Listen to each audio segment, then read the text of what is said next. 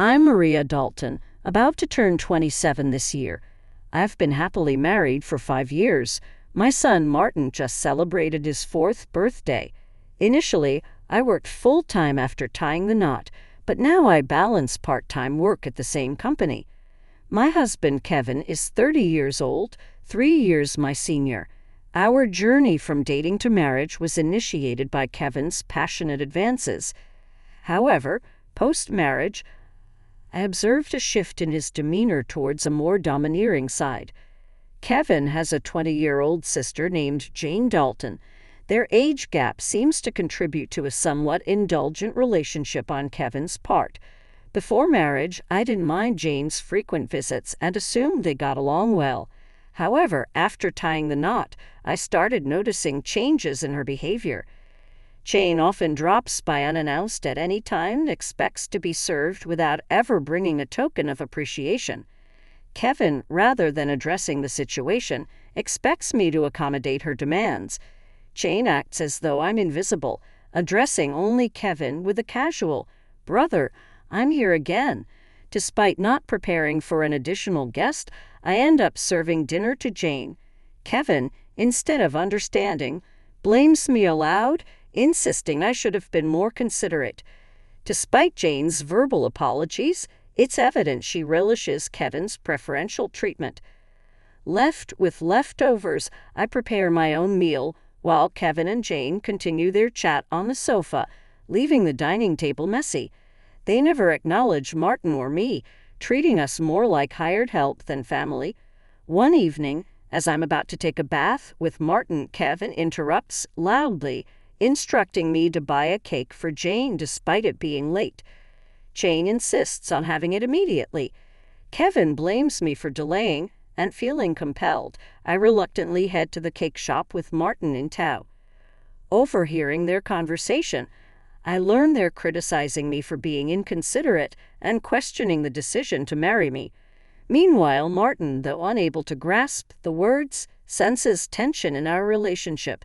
Suppressing my emotions, I ask him about his cake preference, and he cheerfully requests one with lots of fruits.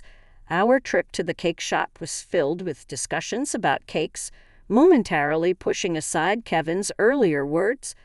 Martin and I arrived just before closing time, fortunately finding the cake Jane desired. We purchased 2 cakes, including the fruit-loaded one Martin wanted. Back home, I served the cakes to Jane and Kevin, then prepared Martin's cake and headed to the dining room. The moment I placed it in front of Martin, Jane pointed and expressed her desire for that cake. Before I could react, Kevin moved Martin's chosen cake in front of Jane, disregarding Martin's protests. Kevin justified his action, claiming he bought the cake with his earnings and had the right to choose for Martin. Unable to contain my emotions any longer, I voiced my dissatisfaction. In response, Kevin threatened with divorce. Martin, who had stopped crying, anxiously held my hand and then, after some thought, said, "Mom, I also love cake with strawberries on it. Yes, it's really delicious." He mentioned this while eating the cake initially wanted by Jane, feeling that Martin was enduring too much. I lifted his cake plate when I saw Jane reaching for it. I took Martin to the next room so he could enjoy his cake in peace. Kevin apologized to Jane, claiming he was sorry for being stingy. Despite wanting to retort, I held back for Martin's sake. Watching Martin innocently enjoy his cake was a heartwarming sight. After finishing the cake, we decided to have a late bath and sleep in Martin's bed. The next morning, I discovered Jane had already left. As I prepared breakfast, I heard Martin crying. Shockingly, his piggy bank, a gift from my father, was broken and the saved money was gone. Martin, who always said goodnight to the piggy bank, was left heartbroken. When I questioned Kevin about it, he casually mentioned that Jane needed some money, so she took it from the piggy bank. Holding a crying and shaking Martin, I felt his pain so acutely that I cried with him. It was painful to witness Kevin prioritizing and caring for his sister more than our son. Expressing my anger and sadness, I confronted Kevin, breaking my usual silence on arguments in front of Martin. Kevin, without a word, went to the bedroom and returned with something shocking in hand: divorce papers. I discovered the hidden divorce papers that Kevin had tucked away somewhere I didn't know. In a sudden burst, he confronted me, shoving the papers at me before storming out of the house with a loud bang. Martin, who had never cried over the issues with Kevin and Jane, seemed to have reached his limit, crying since last night. Unable to bear seeing Martin so hurt, I suggested skipping daycare for the day, and he happily agreed with a loud yes, showing a faint smile. We spent the day playing and bonding. Martin brought a picture book from the shelf, sitting on my lap and happily remarking, "The teacher at the nursery today was Mama, right?" He looked like an angel. His little heart seemed filled with patience, and I decided to make the day special by taking a day off from work. Despite causing potential trouble at my workplace, they kindly understood the situation and granted me a day off. In the morning, we visited the park, played hide and seek, and had fun in the sandbox and on the slide. When we returned home for lunch, Martin appeared sleepy. Usually he napped by himself, but today he fell asleep on my lap, like when he was a baby. Though I initially thought of doing household chores during his nap, I decided that today was special. Instead, I allowed myself to be healed by his peaceful sleeping face and gentle breathing. However, my serene moment was abruptly interrupted by a noise from the entrance, indicating the front door had opened. As it wasn't Kevin's usual time to come home, I became suspicious and quickly hid in the bedroom closet, clutching Martin. A voice echoed through the house, and to my surprise, it was Jane, trembling with fear. I listened as she searched for something, expressing frustration over not finding it. Jane then made a phone call mentioning Kevin and discussing their unsuccessful search. After hearing her lock the front door and leave, I put Martin to bed and contemplated the strange events. I couldn't comprehend why Jane had entered the house and what they were looking for. Suddenly, Kevin seemed like a stranger, and I felt a mix of disgust and fear towards him. Swiftly packing essentials for Martin and myself, we headed to the station and took a train to my parents' house. Fortunately, their home was nearby, just 2 stations away. Although I hadn't contacted them beforehand, my parents sensed something from my expression and welcomed us without asking questions. I shared the entire ordeal with them, including my fear of staying at our house due to Kevin and Jane's actions. Upon hearing my mother's suggestion that Jane might have been looking for my belongings, possibly cash or cards, I recalled my past experience as a successful CEO in the handmade goods industry. I had entrusted the company to friends when I decided to prioritize raising my child after getting married. Although I still worked part-time and communicated with the company from home, Kevin was unaware that I was still the CEO. I discovered the hidden divorce papers that Kevin had tucked away, suspecting that he thought I had a decent amount of savings. While I've mentioned to him that I still receive some assistance from the company, I've deliberately kept the details about being the CEO and my savings private. This secrecy stems from realizing early in our marriage that Kevin struggles with managing money and tends to spend everything he earns. Kevin initially provided only $200 a month for food expenses and even suggested I quit my job to become a full-time housewife. However, with the financial strain of raising Martin and only $200 for food, I never agreed to be a full-time housewife. Eventually, he reluctantly allowed me to work part-time. To ensure I wouldn't consider divorce, he had me sign a post-marital property waiver through a lawyer. Since Martin's birth, I used my savings for his nursery fees and clothes, as I've only received $200 for food. I've never asked Kevin for additional funds beyond the food budget, leading him to believe I have savings. Considering Jane's apparent need for money and Kevin's perception of my financial situation, they might be searching for my cash cards. I have a separate savings account dedicated to Martin with a portion of my salary directly deposited into it each month. Despite their search, they won't find the cash cards, as I always carry my valuables. However, there's still an unsettling issue. Jane might be entering our house even when we're not there, and Kevin may be allowing it. Following my father's advice, I decided to store my valuables, including the cash cards, in my parents' safe.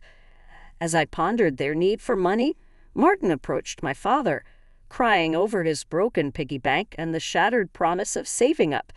Angered by Martin's story, my father vowed to call Kevin. My mother suggested finding out their purpose calmly, as Kevin's mention of divorce might shift blame to us, making the divorce more favorable for him. To ascertain their purpose, I decided to record their conversation, consulting a lawyer who was a friend of my father's. Returning home, I began cooking dinner, keeping my phone screen down to record secretly. Kevin arrived home, surprising me by immediately asking about my cash cards. When I questioned him, he gave vague answers, attempting to deceive me. When I remained silent, Kevin grew agitated and demanded all my part-time money for his sister. Refusing, I explained it was from Martin's savings. In response, he angrily pushed the signed divorce papers toward me, declaring that I was living off his money and didn't need to save for Martin. He even uttered words implying he valued Jane more than our son. Hearing this, I stopped preparing the meal, put the divorce papers in my bag, took Martin's hand, and headed for the door. Kevin, in a loud voice, declared his serious intent for divorce, instructing me never to come back. I responded by stating I wouldn't return to a house where a stranger could come and go freely. After leaving, I received numerous messages and calls from Kevin, which I ignored, turning off my phone. I sought refuge at my parents' house, sharing the recording and divorce papers with them. Although I confessed to having no love or affection for Kevin, I expressed concern for Martin. My parents advised me to do as I pleased, acknowledging the potential emotional impact on Martin if a divorce were to occur. While grappling with the decision to divorce Kevin, Martin expressed his hunger. My mother, seeing my distress, kindly made hamburgers, his favorite dish. Overwhelmed with emotions, tears welled up in my eyes as my mother told Martin with a warm smile that she prepared the hamburgers so that he and I could visit whenever we wanted. Taking a bite, Martin exclaimed with joy, praising Grandma's hamburgers and expressing a desire to eat them every day.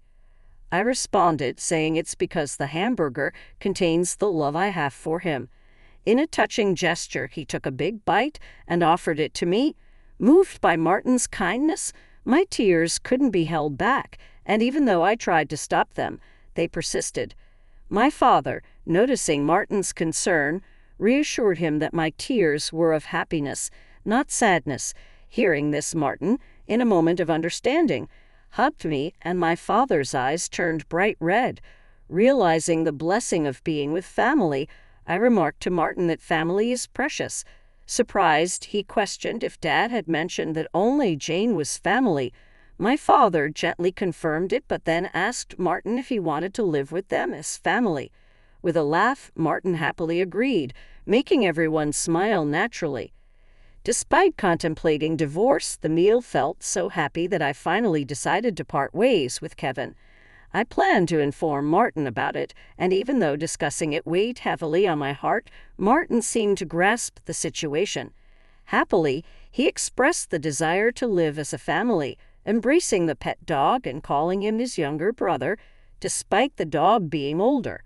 Preparations for the divorce began, starting with contacting a lawyer who was a friend of my father. The next day, we formalized the contract, and my father and Martin shared comforting laughter while I lay in bed, reminiscing about my childhood. The following day, upon checking my smartphone, I found over 200 calls and messages from Kevin, showcasing his emotional instability. Exhausted, I turned off my phone. With the lawyer's assistance, we explained the situation to my parents. Jane had accumulated significant debt from a casino and shopping addiction, and Kevin acted as her guarantor, planning to use my savings. The lawyer confirmed that the divorce papers had already been submitted, and Kevin sobbed upon realizing it was finalized. Despite expecting disagreements about child support, He signed a pledge to pay $340 to Martin every month. In a subsequent call from Kevin, his tone lacked aggression, and he calmly admitted to financial manipulation and explained his complex feelings toward Jane. I firmly asserted my decision not to reconsider and heard his faint sobbing before he wished me happiness and hung up. Remaining strong until the end, I discussed future plans with my parents and decided to stay with them until Martin grows up. I resumed my role as a company president and later learned that Kevin and Jane had informed their parents about the divorce and debt, resulting in their disownement. Today, I find happiness being with my family.